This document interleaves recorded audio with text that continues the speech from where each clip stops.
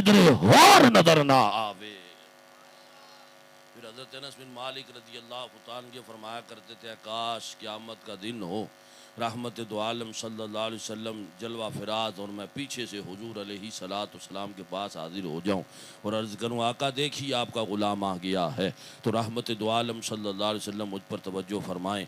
मेरे नबी अलैहिस्सलातु वस्सलाम का हुस्न व जमाल तो ऐसा है, अगर कोई गैर भी देख लेता तो आप पर फिदा हो जाता। जी हाँ, एक आखिरी बात आपके सामने अर्ज़ करके अपनी गुफ्तगू वाइंड अप करता हूँ। रहमत दो आलम सल्लल्लाहु अलैहि वसल्लम मदीने से बाहर निकले, करीब एक काफ़िला आया हुआ था, उनके पास आप अलैहिस्सलातु वस्सलाम पहुँचे। वहाँ से एक ऊँट पसंद आ गया, कहा कि मैं ऊँट लेना चाहता हूँ लेकिन मेरे पास इस वक्त रकम मौजूद नहीं है, ऊँट मैं अभी ले जाऊँगा और थोड़ी देर में तुम तक उसकी रकम पहुँचा दूँगा। वो जिस बंदे का ऊँट था उसने पता नहीं बेचना था या नहीं बेचना था, लेकिन जब उसने हुजूर का चेहरा देखा तो कोई बात नहीं कर सका। कहने लगा, जी हुजूर आप जैसे पसंद फरमाएं। मेरे नबी अलैहिस्सलातु वस्सलाम ने ऊँट की नकेल को पकड़ा, आप मदीने की तरफ जा रहे हैं, वो बंदा पीछे से आपको देख रहा है। एक दूसरा बंदा आया, आके कहने लगा, क्या तू उनको जानता था, तूने उन्हें ऊँट दे दिया? कहने लगा, मैं जानता तो नहीं था, लेकिन जब वो मुस्कुराते थे ना तो ऐसे लगता था कि जैसे रब की तरफ से रहमतों का नुज़ूल हो रहा है। फिर एक और बंदा आया, कहने लगा, क्या तूने जानता था जिनको ऊँट दे दिया? कहा, मैं जानता तो नहीं था, लेकिन जब वो बातें करते थे ना तो ऐसा लगता था कि जैसे रब ताला दिल को सुकून अता फरमा रहा है। फिर एक और बंदा आया, उसने कहा, क्या बातें करते हो, तुम उसे जानते नहीं। वो बंदा ऊँट भी ले गया, अब पैसे दे या ना दे, और तुम उसकी सिफात बयान कर रहे हो। इस बात पर जब वो ये बातें करने लगे तो करीब ही उस काफिले के सरदार की बीवी एक खैमे के अंदर मौजूद थी। उसने अपने खैमे का पर्दा सरकाया, उसने कहा, उस बंदे के बारे में ऐसी बातें ना करो, अगर वो पैसे नहीं भेजेगा तो मैं दे दूंगी। क्या तुम उनको जानती थी? कहा, मैं भी नहीं जानती, लेकिन बात यह है जब तुम उनसे बातें कर रहे थे, मैं अपने खैमे के पर्दे को सरका के मैंने देखा था, उनके चेहरे को देखा, तो मैं ये कसम उठा के कह सकती हूँ वो किसी झूठे का चेहरा नहीं, रब के सच्चे नबी का चेहरा नजर आ रहा था। उसने कहा, मैंने ये भी देखा जब तुम उनसे ब्याह शरा कर रहे थे तो मैंने आसमानों की तरफ देखा और मैंने देखा, हालांकि सख्त गर्मी है, गर्मी से बुरा हाल हो रहा है, लेकिन मैंने ये देखा आसमानों के ऊपर बादल का एक टुकड़ा था, जहां जहां पर नबी जाते थे बादल का टुकड़ा उन पर साया करता हुआ चला जा रहा था।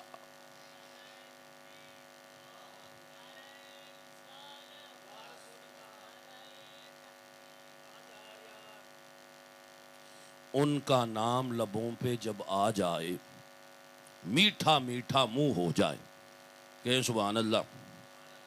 उनके बोल बहारों जैसे और असहाब सितारों जैसे, उनके जैसा और न कोई, उनसे बिछड़ के लकड़ी रोई, जब वो सैर को जाया करते बादल उन पे साया करते। अब ये मुकर्रम अलैहिस्सलाम मदीना शरीफ चले गए, थोड़ी देर बाद आपका एक साहबी आए, उनके पास खजूरें भी थीं, ऊँट की रकम भी थी। उन काफ़िले वालों को कहा कि ये रकम उन्होंने भेजी है और ये खजूरें तुम्हारी मेहमान नवाजी के लिए उन्होंने भेजी है, तुम यहाँ पर आए तो खाने के लिए तुम्हें खजूरें दी हैं। मुर्रखीन लिखते हैं, उन बंदों ने कहा, ये सारी बातें बाद में होगी, हमें उनकी बारगाह में ले चलो, हम उनका कलिमा पढ़ के हमेशा के लिए उनका गुलाम बनना चाहते हैं।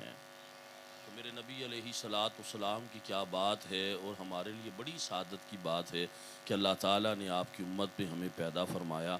कई एक फिर इस चीज़ के तकाज़े हैं, कई एक बातें सी रिक्वायरमेंट्स हैं जो कि हमसे यकीनन इनका ये मुतालबा होता है कि हम वैसे तो नारे लगाएं, बातें तो करें, लेकिन जब नमाज की बारी है तो नमाज ना पढ़ें और ये कहें कि हम हुजूर के सच्चे पक्के आशिक हैं, तो ऐसा बंदा सच्चा आशिक नहीं। चेहरे पर दाढ़ी सजाने की बारी आए तो वो नहीं यार, ये तो लोग बातें करते हैं।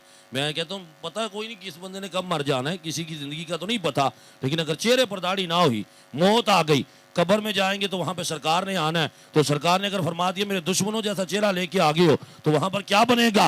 मैंने कहा, चेहरे पे दाढ़ी सजा, कब्र में जाएगा, नकीरैन भी आएंगे, सरकार तशरीफ लाएंगे, फरमाएंगे, नकीरो पीछे हट जाओ, हमारा गुलाम आ गया।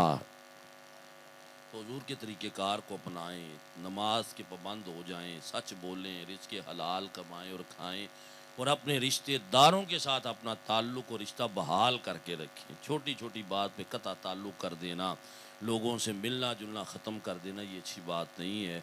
और ज़िंदगी तो गुज़र ही जानी है, वक़्त गुज़रता चला जा रहा है। इतने बंदे दुनिया में ज़िंदा नहीं है जितने मर के कब्रों में चले गए।